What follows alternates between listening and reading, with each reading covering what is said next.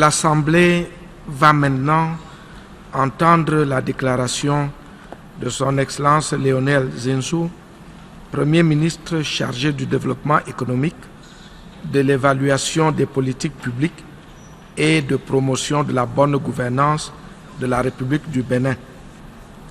J'ai le grand plaisir de souhaiter la bienvenue au Premier ministre de la République du Bénin, Son Excellence M. Lionel Zinsou, et je l'invite à prendre la parole devant l'Assemblée générale. Excellence, Monsieur le Président de l'Assemblée générale, Excellences, Mesdames et Messieurs les chefs d'État et de gouvernement, Mesdames et Messieurs les chefs de délégation, Mesdames et Messieurs, l'Organisation des Nations Unies célèbre cette année ses 70 ans et pour cet anniversaire, nous nous félicitons de son exhortation « Une ONU plus forte pour un monde meilleur ». Cette célébration est l'occasion de se féliciter, mais aussi de procéder à une évaluation de toutes les avancées réalisées dans la promotion des principes fondamentaux de la Charte. Les objectifs, les idéaux de l'organisation, ils sont aujourd'hui confrontés à un monde globalisé, souvent dangereux, qui traverse une période mouvementée de son histoire. Nous sommes dans un monde multipolaire. Le changement climatique est devenu concret dans ses conséquences néfastes, notamment sur les pays les moins avancés. Heureusement, il y a des opinions publiques, des peuples qui ont des aspirations à un avenir prospère et durable et qui savent les faire valoir. Je voudrais féliciter le président de l'Assemblée générale parce que ses qualités personnelles et le pays dont il est un dirigeant important, le Danemark, toujours très présent aux côtés de pays comme les nôtres, sont d'excellents ambassadeurs de l'Organisation des Nations Unies et de la volonté de la communauté internationale d'être solidaire. Je voudrais aussi rendre hommage au président sortant de l'Assemblée générale, Son Excellence M. Sam Kutesa du pays frère de l'Ouganda. Ses qualités personnelles ont permis de réaliser des progrès indéniables et des consensus forts sur des dossiers importants et je voudrais l'associer à notre hommage au président de la présente session. Évidemment, sur la paix, la sécurité et les droits de l'homme, les thèmes de cette Assemblée générale des 70 ans, nous sommes sûrs que des progrès considérables ont été accomplis, mais qu'il y a encore moyen d'aller plus loin. Et c'est de cela dont nous voudrions parler. Car oui, notre monde a fait des progrès considérables, mais il y a la menace du terrorisme qui a été si éloquemment présente à cette tribune.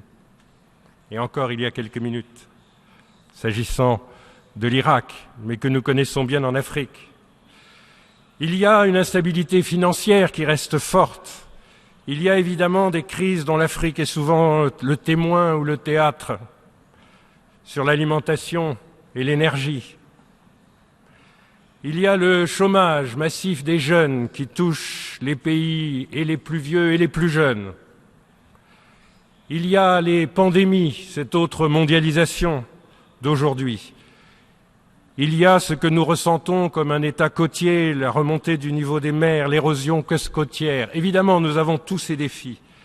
Mais le système des Nations Unies est en première ligne et nous sommes fiers et confiant dans son action.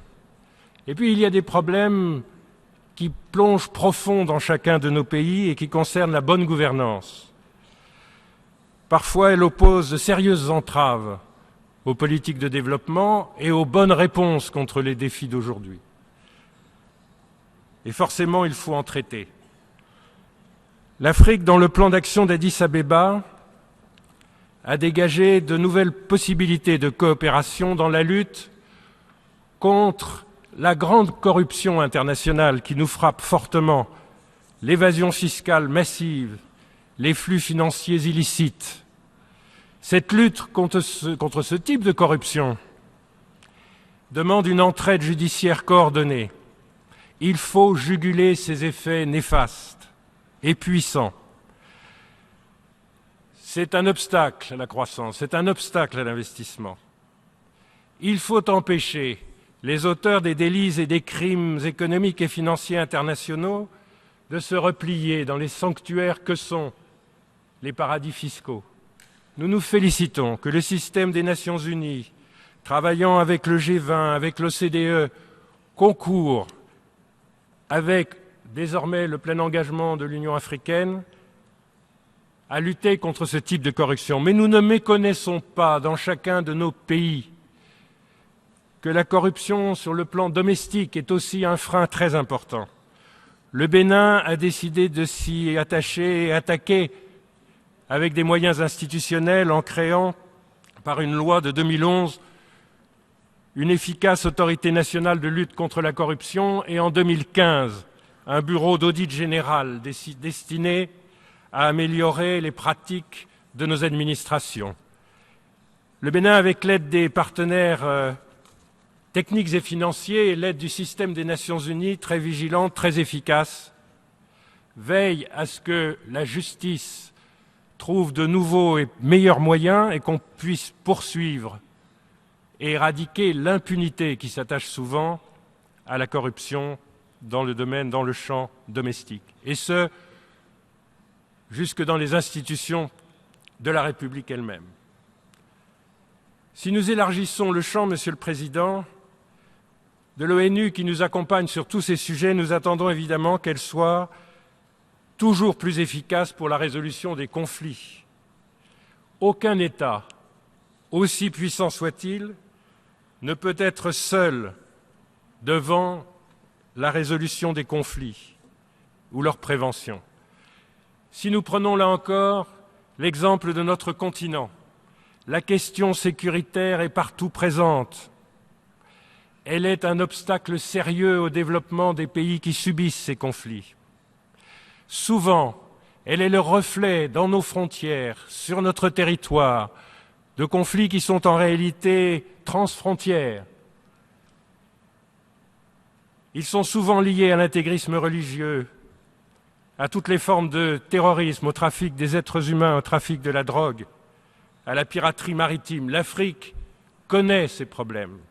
L'Afrique s'organise et elle a besoin du monde. L'aide reste requise.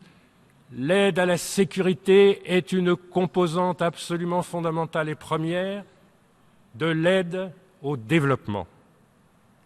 Notre pays milite pour cette approche holistique qui est à la fois politique, économique, juridique, diplomatique dans la coopération entre les États. Et nous trouvons que cette aide progresse fortement, et notamment entre pays africains ou entre l'Afrique et les autres continents, avec le système des Nations Unies comme garant et comme acteur. Mais de la même façon, nous voulons être solidaires et nous voulons aussi être acteurs. Et de plus en plus, vous l'avez observé au cours des dernières années, l'Afrique est un acteur fondamental de la prévention et de la résolution des conflits. Je dois excuser aujourd'hui l'absence à cette Assemblée générale, parce qu'il a dû la quitter il y a quelques heures, du président de la République du Bénin, le docteur Thomas Boni-Yayi, appelé par sa fonction de médiateur au titre de la CEDEAO à finir d'apaiser le conflit intérieur au Burkina Faso et d'accompagner le peuple du Burkina Faso dans la résolution de son problème interne. Ceci est en bonne voie, le président est parti optimiste. C'est un exemple de ce que nous pouvons faire. Mais nous contribuons aussi à la task force qui rassemble les pays frères du Nigeria, du Niger, du Cameroun, du Tchad, de façon à lutter ensemble efficacement contre Boko Haram. 800 soldats de la République du Bénin seront présents aux côtés des forces frères et sœurs, 800 soldats formés très souvent à l'action et à l'intervention dans le cadre des opérations de maintien de la paix du système des Nations Unies. Monsieur le Président, prévenir, c'est très important pour les conflits. Je voudrais souligner une initiative que les Nations Unies ont fortement soutenue.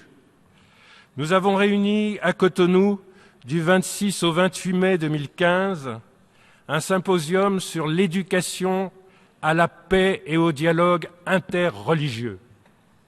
Nous avons la chance, comme nation, d'être une nation où coexistent pacifiquement et de façon très constructive pour le développement nos religions de tradition et les religions du livre, toutes ensemble. Ce symposium a abouti à l'adoption d'un manifeste qui propose des voies à suivre pour créer cette harmonie, ce vouloir vivre ensemble, qui est un élément fondamental de la prévention de conflits futurs, de menaces futures.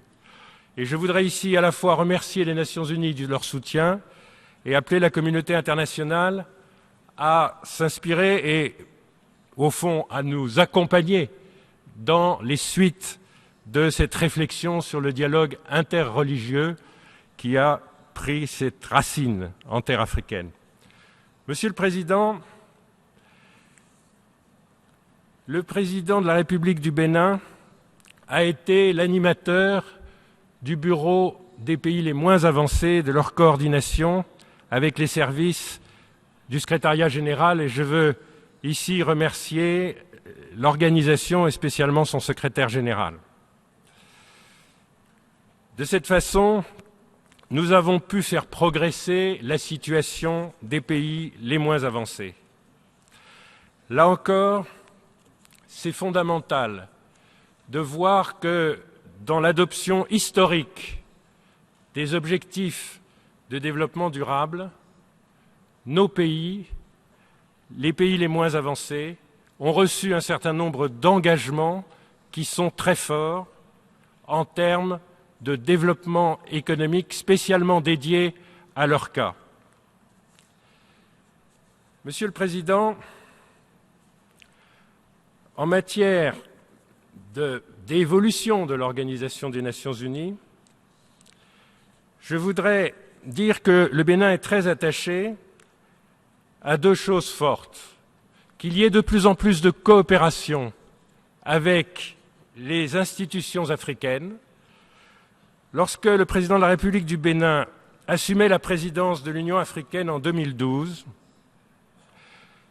nous avons vu combien, dans la situation du Mali, une parfaite coordination entre les Nations Unies et l'Union africaine, avec l'aide de la CEDEAO, a abouti à des résultats favorables en termes de stabilisation et en termes de maîtrise d'une situation éminemment dangereuse.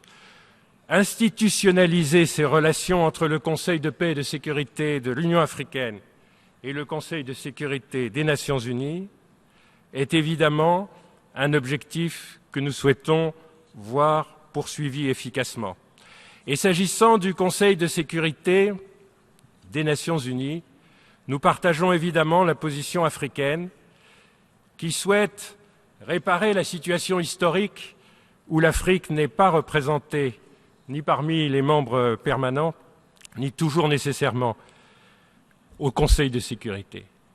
C'est difficile de laisser plus d'1 milliard d'hommes, qui seront 2 milliards dans une génération, en dehors du Conseil de sécurité si on veut qu'il soit efficace. C'est difficile de rester attaché à des privilèges qui datent de 1945. Il faut que les forces qui s'opposent à une représentation équitable des États membres au sein du Conseil de sécurité utilisent le fait que nous sommes entrés dans la 71e année pour véritablement moderniser le Conseil de sécurité. On sera plus efficace devant les grands problèmes politiques contemporains. Et je voudrais à cet égard, Monsieur le Président, indiquer comme nous pensons qu'il y a des évolutions positives sur un grand nombre de sujets et sur lesquels on est invité à aller demain plus loin. Nous nous félicitons de la création d'un État palestinien, membre de plein droit des Nations Unies, qui, vivant en bonne entente avec Israël, permettra, nous en sommes profondément convaincus, de créer une dynamique pour que baissent les tensions dans cette région du monde et qu'on parvienne à déclarer le Proche-Orient zone exempte d'armes nucléaires demain. Mais nous avons été très encouragés par les négociations qui ont abouti le 14 juillet 2015 à Vienne, dans la résolution de quelque chose qui aurait pu être un conflit très grave et qui a vu la République islamique d'Iran et les membres permanents du Conseil de sécurité plus sains trouver sur la question du nucléaire un accord qui préserve la possibilité d'usage pacifique de l'énergie nucléaire pour les besoins, le mieux-être des peuples, tout en évitant les risques considérables qui étaient en train de se cristalliser. Et puis, et nous l'avons vécu avec émotion pendant cette assemblée générale, nous progressons vers la levée complète de l'embargo sur Cuba, prononcé par les États-Unis d'Amérique, et les progrès qui ont été faits. Nous voulons saluer à la fois le président Raúl Castro et le président Barack Obama pour leur caractère spectaculaire, avoir su faire table rase du passé et bâtir un avenir d'espoir pour les deux peuples. C'est fondamental et le monde entier y trouvera bénéfice. Mais je voudrais, Monsieur le Président, conclure en revenant à la bonne gouvernance et à la lutte contre la corruption. Monsieur le Président, le programme de l'après 2015, il est extrêmement exigeant. Et c'est normal. Vu d'un pays comme le Bénin, vu des PMA, ce que nous avons à faire en 15 ans est quelque chose que l'humanité n'a jamais fait. Nous serons 500 millions d'habitants en plus dans 15 ans en Afrique, avec tout ce que cela signifie en matière d'équilibre de nos écosystèmes, en matière d'équilibre social, en matière de besoins d'éducation, en matière de besoins d'infrastructures, en matière d'urbanisation. Ce que nous avons à faire, personne ne l'a jamais fait, et les objectifs que nous nous proposons, personne jamais ne se les était proposés. C'est une avancée considérable et le succès des OMD dans de nombreux pays et dans le nôtre, tout le peuple a fait en sorte que sur 5 au moins, nous ayons des progrès décisifs et nous passons maintenant le relais de la coordination des PMA au Bangladesh qui a atteint tous les objectifs. Cet élan extraordinaire, il donne un peu de vertige parce qu'il est maintenant confronté à quelque chose qui est encore plus exigeant. Nous aurons besoin de toute l'aide de la communauté internationale, mais nous aurons besoin de nous-mêmes, de nos propres forces, de la meilleure gouvernance possible. Le président de la République du Bénin, arrivant au terme de 2 mandats constitutionnels, dans le respect de la Constitution, fait en sorte que les élections qui, dans 6 mois, auront lieu au Bénin, soient à l'exemple de toutes les élections qui ont précédé, notamment les 2 consultations qui, dans notre pays, locales et législatives, viennent d'avoir lieu, pour que l'alternance démocratique que le pays vit depuis 25 ans soit à nouveau illustrée avec bonheur et dignité. Nous ne sommes qu'un petit exemple, mais nous sommes un exemple de démocratie et de gouvernance qui connaît ses faiblesses, ses limites et qui les corrige, et de gouvernance qui s'améliore. Nous sommes une démocratie témoin pour l'Afrique et nous pensons que c'est aujourd'hui l'ingrédient premier de toute politique réussie de développement devant les défis qui nous attendent. Nous pensons être là dans l'esprit de la charte de l'Organisation des Nations Unies. Je vous remercie de votre attention. Au nom de l'Assemblée générale, je tiens à remercier le Premier ministre de la République du Bénin de la déclaration qu'il vient de prononcer et je prie le protocole de bien vouloir accompagner son Excellence.